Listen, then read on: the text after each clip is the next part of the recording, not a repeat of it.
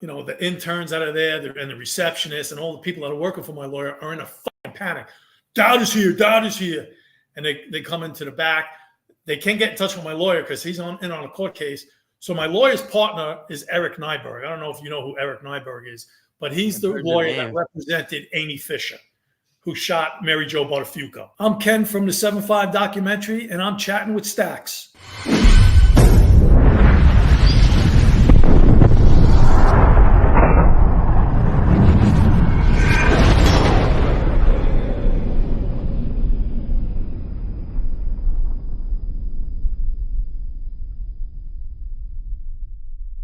Welcome to this episode of Chatting with Stacks. I'm your host, Bill Stacks, and today I got Ken Eurell. So now I know cover's blown.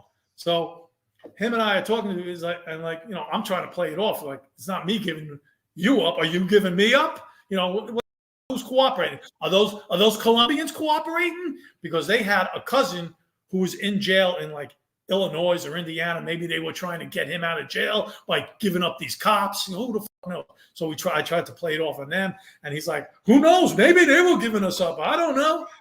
So then we go back home, and fucking DEA. Of course, I can't. There's no cell phones then. I can't get in contact with the fucking DEA and tell them, "Hey, your cover's blown, assholes." So we never show up at the fucking place to do the hit, and of course. The DEA calls my wife, who's sitting at home. We lost contact with your husband, and she's fucking panicking. Oh, what are you terrifying her, right? Exactly. You lost contact. Where is he? I'm worried he's going to get killed. What's going on? You better find him. They go, get out of the house. Just get out of the house. So she's trying to fucking pack a little bag.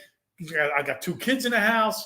She's trying to pack a bag and get out of the house. In that time, we finally come home because we flee, we get the fuck out of there.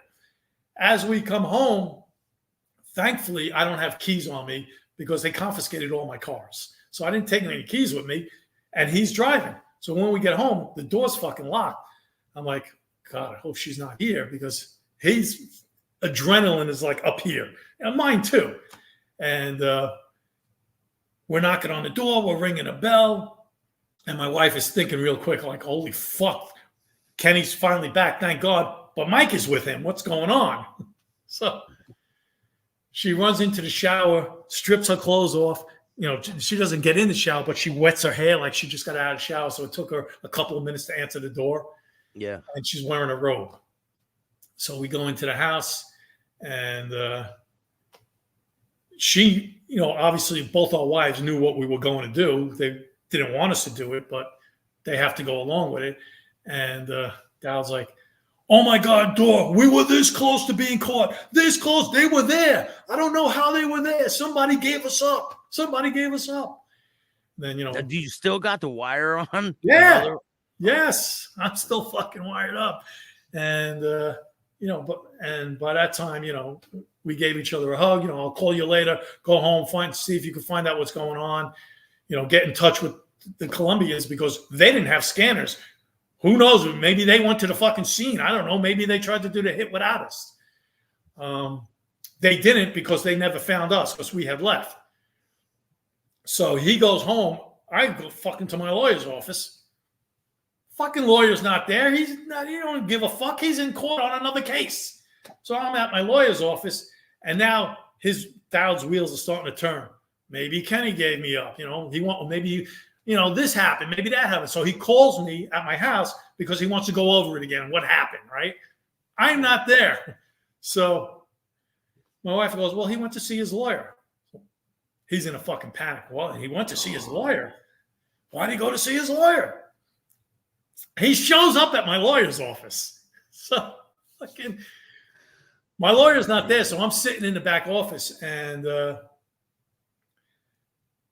the interns that are there and the receptionist and all the people that are working for my lawyer are in a fucking panic. Dowd is here. Dowd is here. And they come into the back. They can't get in touch with my lawyer because he's in on a court case. So my lawyer's partner is Eric Nyberg. I don't know if you know who Eric Nyberg is, but he's the lawyer that represented Amy Fisher, who shot Mary Jo Bartafuco. So they're partners. And Mary Jo Bartafuco was shot 2 weeks after we were arrested. So this is all going on at the same time. So they can't get in touch with my lawyer. So Eric Nyberg calls me up on the phone while Dowd is in the office with me. And he's like, why are you in the office? Why are you seeing your lawyer? I'm like, dude, I'm letting him know what's going on. Somebody gave us up. I got to tell my lawyer what's going on so we could get the fuck out of this. We can't deal with this on our own. So that's sort of calming him down. And now Nyberg calls, and I don't want to let him know. I don't want to let Dowd know that I'm talking to fucking Eric Nyberg. So I was like, I'm acting like it's my wife. I'm like, hey, baby, how you doing? Yeah, everything's okay. That's all right. Yeah, Mike showed up here. I know he called your house. He told me. And I just played it off like it was my wife. And then, I said, my lawyer's not even here. Don't you think if I was cooperating? Because he came in and he goes, are you fucking me? I was like, dude, don't you think if I was fucking you, my lawyer would be here? You wouldn't be in a court case? And that sort of saved me at the moment. No, you didn't have the wire on still, right? No, well, at that time, it was already off. I took it off and left it at the house. You could have showed it. See? I'm not wearing one. Exactly. So what happens from that point? When from that point, it's basically all over. Now, the DEA and, Southern District everybody knows there's a fucking thing on, because by that time they found me and I tell them, hey, you idiots fucking gave it up right over the air. I told you that we had a scanner. And, then they go to Dowd's house out in Port Jeff and they arrest him. So you're not arrested. Again. They arrest him again, like he says in the documentary. Just Dowd, right? Not you? Yeah, they arrest Dowd and the Colombians. I don't think that I never heard about them being arrested, because by the time he sat down with the same office I did to try to do Queen for a Day, but they caught him in so many lies, because you had Diaz and a lieutenant cooperating. They had me cooperating. They had Dowd's current partner from the 9-4 cooperating. So every story he tried to tell it in like a third person story without giving himself up. But he didn't match nobody else's story. So they squashed the deal with him. And by the time he sat down, he went to the Mullen Commission and they shaved a couple of years off his sentence. Wow. But by the time he sat down with them, these fucking guys were gone. So now how much time do you end up getting, and how much time does Dowd end up getting? He was facing 15. He got 11, and I think he got 12, and he did 11 and a half. And I got time served. That was it. You didn't have to go to prison at all? Time fucking served, man. I went to the federal court in Manhattan, and at this point, I'm hugging my wife like, we're never going to see each other again.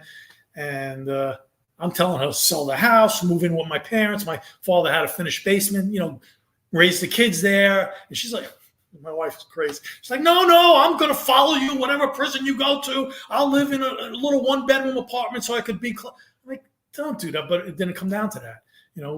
I went to the court, and basically my lawyer stumbled over his words because he was never in a federal court system.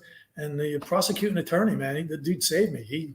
He read off all the shit I did, best cooperating witness he's ever worked with in his 8 years of being a prosecuting attorney. I saved a woman's life, all types of shit. And basically he also said at the end of all that, he goes, I'd like you to the judge, I'd like you to sentence him on the lowest end of the sentencing scale, because this would encourage other officers to come forward at a time like this. So if I came forward and, got very little time, that might encourage other corrupt officers to also cooperate.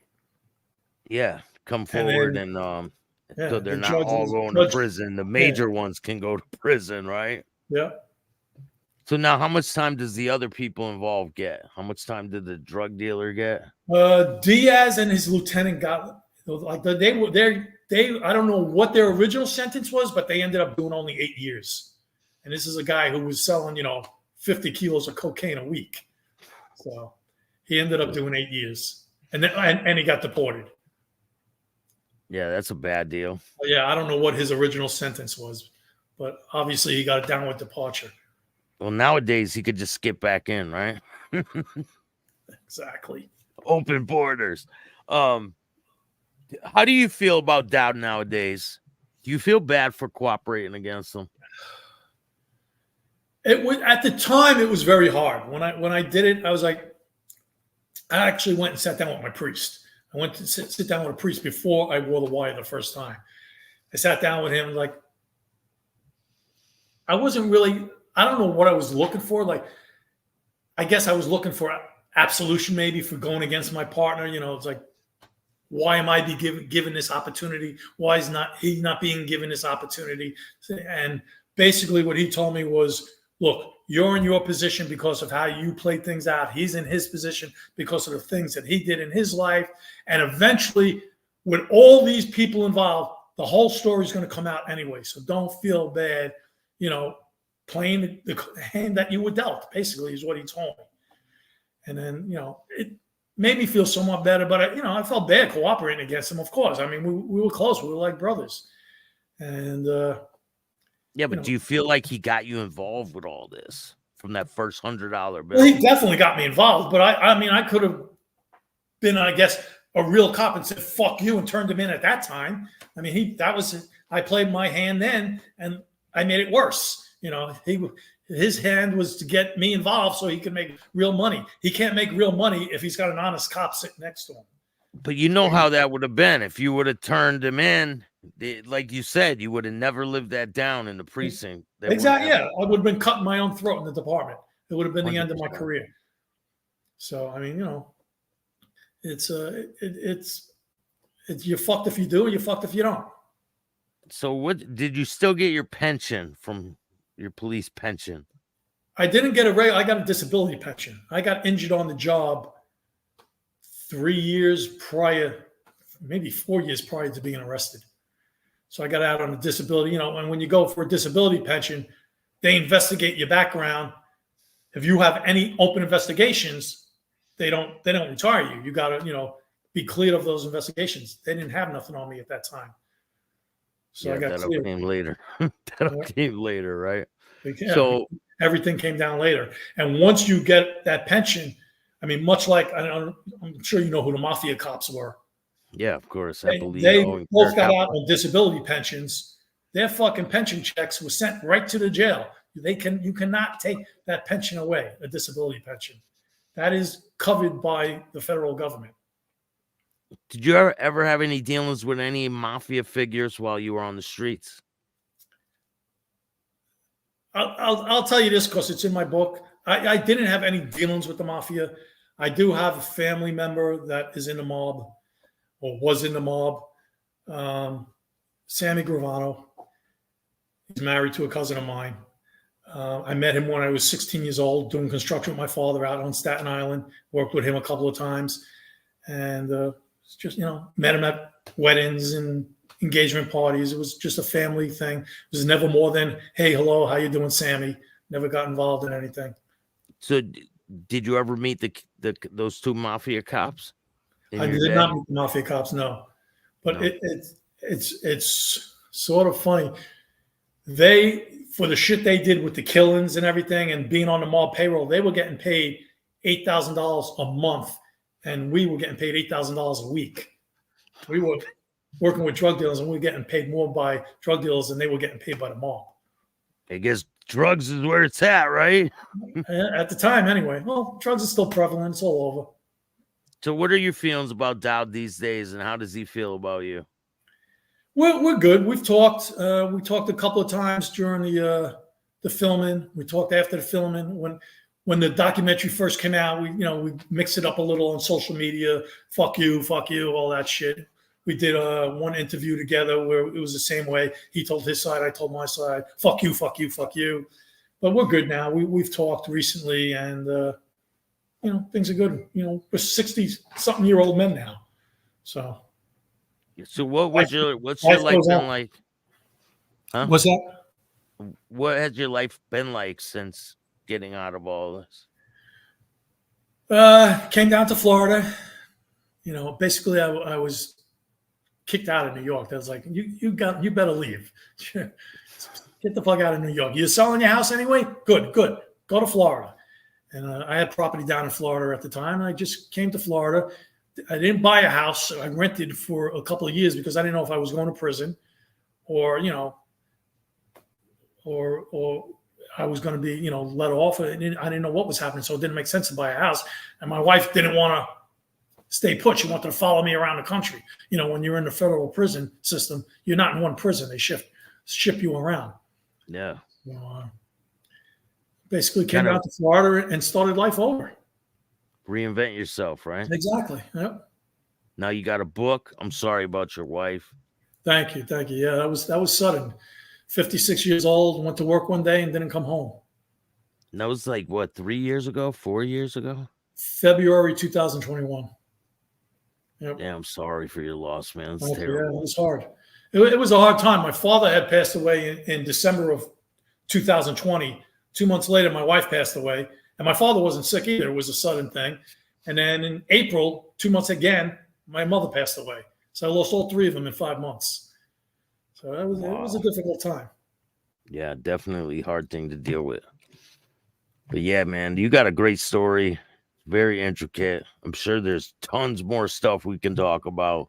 Yeah, you want to tell the people the name of your book, where they can get it? The book is Betrayal in Blue, the shock and scandal that rocked the NYPD. It's on Amazon. It's paperback now, so it's real reasonable. I think it's like $12. It's a good read. Everybody likes it. It tells a lot more stories that were not in the documentary. Like I said, the documentary, we all talked. I talked to them for 2 days. My wife talked for a day. I'm sure Dowd talked for 2 days. A couple of the other cops. There's like 400, 500 hours of tape. And the book gets into a lot of stories that were edited out. It'd be good if the documentary came out with deleted scenes, but they don't seem to be interested in that. I talked to them a couple of times about that. Or a series or something would be good. Well, we got a contract with MGM. They're going to do a Hollywood version of the movie. So Dowd, myself, and Diaz got a contract with MGM, and hopefully that comes out soon. They got the script is already written, the screenwriters are done, and they got Ben Stiller to direct. So wow, they got big names attached to it. So. Well, I look forward to seeing that in the future. Yeah, me too. Hopefully it comes out before we all pass away. Yeah, I'm sure it will. They're pretty much getting on the ball these days. I started directing. I already filmed 4 episodes, TV pilots, and I got a movie in the works. A lot of big things going on. So I'm excited, man. Yeah, it's an exciting time. It's a little, I don't want to say odd, but it's sort of like crazy. There's so many people that play the straight and narrow that you never hear about. They never get nothing out of it. And we did all these fucked up things. Now you get a book deal, you get a documentary, you got a movie coming out. You get to like ride a nice wave, It's weird, It takes a long time to get to that point. Yeah, I mean, we're talking 30 years. So, I mean, this all went down, started in 87 for me, and it ended in 92. My partner, it started when he first got on the job in 82. So he went 10 years, a good run for 10 years. Thank you for joining me. And if you like this show, hit the like button, subscribe, hit the notification bell so you can get my videos every time they drop. And if you don't like this show, too fucking bad, start your own podcast.